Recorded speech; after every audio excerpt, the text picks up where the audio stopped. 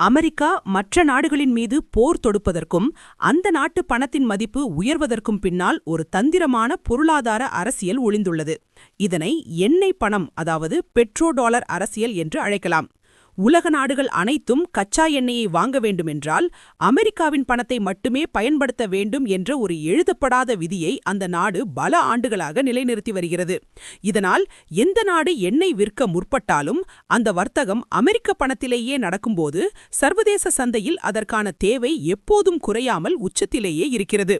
எப்போதெல்லாம் ஒரு நாடு அமெரிக்க பணத்தை தவிர்த்துவிட்டு மற்ற நாட்டு பணத்தில் எண்ணெய் விற்க முயல்கிறதோ அல்லது அமெரிக்காவின் ஆதிக்கத்தை எதிர்க்கிறதோ அப்போதெல்லாம் அந்த பகுதியில் போர் அல்லது பதற்றமான சூழல் உருவாகிறது. போர் மூழும் சமயங்களில் உலக முதலீட்டாளர்கள் பயந்து போய் தங்கள் பணத்தை பாதுகாப்பாக வைத்திருக்க பாதுகாப்பான இடம் என கருதப்படும் அமெரிக்க பணத்தை அதிக அளவில் வாங்கத் தொடங்குவார்கள். இதனால் அதன் மதிப்பு மற்ற நாடுகளின் பணத்தை விட கிடுகிடுவென உயர்கிறது. அதே சமயம் போர் நடக்கும் இடங்களில் எண்ணெய் விநியோகம் பாதிக்கப்படுவதால் சர்வதேச சந்தையில் கச்சா எண்ணெய் விலை உயர்ந்து இந்தியா போன்ற இறக்குமதி செய்யும் நாடுகள் பெட்ரோல் வாங்க அதிக அமெரிக்க பணத்தை செலவிட வேண்டிய கட்டாயத்திற்கு தள்ளப்படுகின்றன. இதன் விளைவாக இந்திய சந்தையில் அமெரிக்க பணத்திற்கான தட்டுப்பாடு ஏற்பட்டு இந்திய ரூபாயின் மதிப்பு மேலும் வீழ்ச்சியடைகிறது.